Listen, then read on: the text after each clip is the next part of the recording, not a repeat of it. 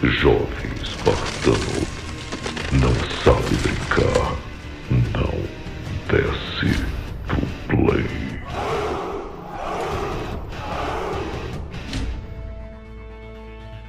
Fala, espartanos, grande prazer em ver vocês aqui novamente. Sejam bem-vindos aí ao canal Os Novatos. E antes de começar o vídeo, eu quero relembrar vocês daquele canal secundário para lives que eu tenho aqui no YouTube. Ontem a live foi muito boa, eu tava lá com a galera falando a respeito das minhas platinas de 2019. O canal lá ainda é pequeno, tem uns 4 ou 5 mil inscritos, mas se você quiser também poder participar das lives que eu vou começar a fazer mais semanalmente. E além disso também eu tô inaugurando um quadro novo, né, pra galera que faz superchat lá no canal. Eu tô fazendo o quadro Me Paga Que Eu Te Exponho, onde eu analiso ali a sua ID ao vivo e classifico ela em uma nota da qual ela merece, hein? Então, se você quiser participar do quadro, é só estar presente lá nas lives. Agora, vamos pro vídeo. Galera, como a gente imaginava, né? Realmente estão surgindo novidades no mercado e algumas dessas novidades que já surgiram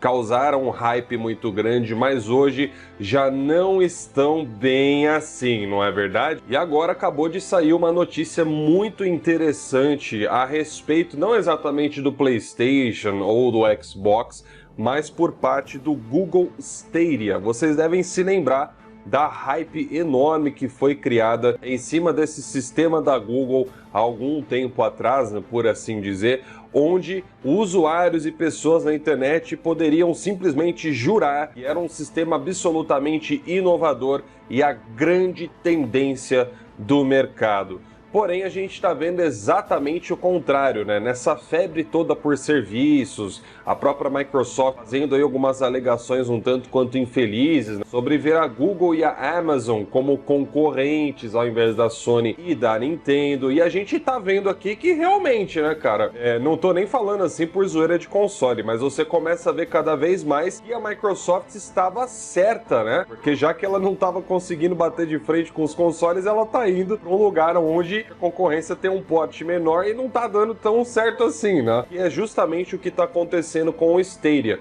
Acabou de sair uma notícia a respeito do incentivo financeiro do serviço, onde é constatado que a Google não está pagando direito os participantes do serviço, em especial os criadores independentes de jogos, né? No caso aqui, se referindo mais aos jogos indie. Para vocês terem uma noção, atualmente o Stadia tem 28 jogos disponíveis, o que é um catálogo bem pequeno se você considerar, né, o tamanho e a proporção que a Google quis dar para esse serviço. E aí o que aconteceu? Teve uma entrevista com um presidente, né, de um estúdio desses jogos indies, que ele falou, logicamente, no anonimato, mas ele deixa claro o seguinte: não existe dinheiro suficiente ali. E logo em seguida ele diz: a oferta foi tão baixa que nem sequer foi mencionada na conversa. Quando olhamos para esse tipo de acordo, pensamos, isso é dinheiro suficiente para termos os recursos e fazer o que queremos, ou isso é um acordo de exclusividade que nos dá segurança? E no texto da notícia, né, fala a respeito de outros criadores de indie também, que dizem que de fato não existe o incentivo financeiro na plataforma do Google Stadia, né? Então essa é uma das grandes preocupações que aparentemente está surgindo nos estúdios, e seria isso então a justificativa por haverem tão poucos títulos, né, no serviço da Google. E aí, por fim, é finalizado com as seguintes palavras aí desse presidente, né, onde ele fala assim: existem plataformas nas quais queres estar porque tem audiência e queres alcançar essa audiência. É isso que a Steam é, ou o Nintendo Switch. Tem grandes grupos nas suas plataformas e querem estar nesses grupos para que possam jogar os teus games. Então, na verdade, ele também está se referindo ao público, né? Eu acredito que não seja só o financeiro, mas também ao público voltado para streaming, voltado para serviços, né, de aluguel de games. A própria Microsoft falou aí algumas coisas um tanto quanto descabidas aí com relação à sua concorrência nos consoles, que, por exemplo, não bate tanto com a posição dela, né? Você vê que a Google, por exemplo, ela não está investindo em um console físico, mas a Microsoft sim, e você vê um nítido esforço da própria Microsoft em continuar tentando bater de frente com o hardware, né? Com os videogames concorrentes como o PlayStation e o próprio Nintendo, que talvez não demonstre assim que ela realmente não veja a Sony e a Nintendo como sua concorrente, né? Eu acho que Phil Spencer ele tentou dar uma moralzinha ali na hora, mas que acabou não colando muito. Se a gente voltar aqui o raciocínio estritamente para o Google, né, e os serviços como um todo, é difícil, muito difícil você querer afirmar que o futuro de fato é o streaming, porque aparentemente a indústria, os consumidores ainda estão completamente atrelados aos seus consoles. Foi assim durante muitos anos e é difícil, é muito difícil você mudar uma tradição, né, por assim dizer. Eu particularmente não vejo como os serviços podem acabar desfalcando os consoles, porque é muito diferente, né? Tem gente que compara, mas olha, por exemplo, as grandes locadoras de filmes, né, que antigamente faziam um excelente trabalho, né, até vendiam também, como Blockbuster, etc. E aí chegou os serviços como Netflix e acabou, né, com essas empresas, bem como também, com certeza, houve aí uma baixa significativa na venda, né, de filmes e coisas do tipo. Mas aí é uma coisa diferente, né? Eu já cansei de explicar isso aqui no canal.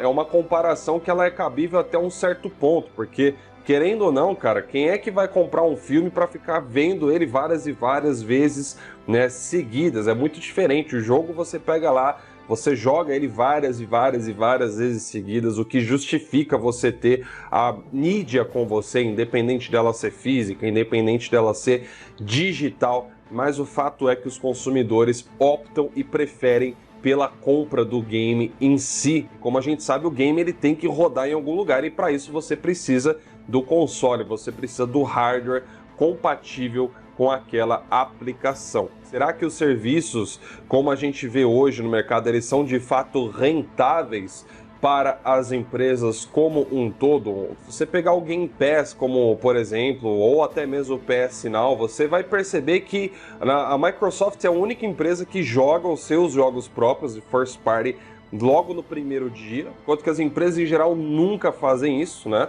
Primeiro elas vendem o jogo para angariar a receita e cobrir os custos, bem como também gerar um lucro para que possa haver uma próxima franquia ou novos investimentos, e isso a gente sabe que não é possível jogando, né, nesses serviços, tanto o Game Pass quanto o PS Now, porque por mais que haja um acordo, né, existem acordos diferentes. Já se ouviu falar, por exemplo, que um dos acordos que a Microsoft já trabalhou foi de ganhar por acesso, né? Ou seja, o cara joga lá o joguinho dele lá no Game Pass e o número de downloads que for feito daquilo vai gerar uma grana para a produtora. Já existem outros acordos que são feitos onde simplesmente a Microsoft ou a Sony vão lá e pagam um valor X, que talvez seria o equivalente ali a uma porcentagem das vendas, né, em determinado período, e colocam um jogo dentro do serviço. E no caso da Microsoft, pelo fato dos jogos estarem sempre saindo do catálogo, ao contrário do PS Now, né, que é avisado qual jogo vai sair e qual vai ficar definitivo, dá-se a entender que do lado da Microsoft não existe uma oferta tão atraente, pelo menos ainda, né? Você vê que o PS Now é o maior serviço que tem de streaming nos games, atualmente na sua biblioteca de quase 800 jogos, pelo menos nos consoles. Então dá a entender que a Sony tem aí propostas melhores por enquanto, né? Mas não podemos afirmar isso com total certeza porque não existe nada confirmado. Mas e aí, o que você achou dessa notícia, cara? Você acha que o serviço é o futuro? Deixa aí nos comentários e não esquece de verificar se o seu like está registrado, belezinha? É muito importante você conferir. Como eu falei nos outros vídeos, tem muita gente reclamando que o like não está registrando de novo. Então é YouTube, né? Você deixar aí, você deixa o seu like para garantir que ele está registrado. Depois que você deu o like, você fecha o vídeo, abre o vídeo mais uma vez só e dá um like ali de novo, caso ele não tenha ficado registrado, que aí resolve o problema, tá bom? Eu vou ficando por aqui então, um grande abraço a todos vocês, vejo vocês no próximo vídeo ou na próxima live no canal secundário. Até mais!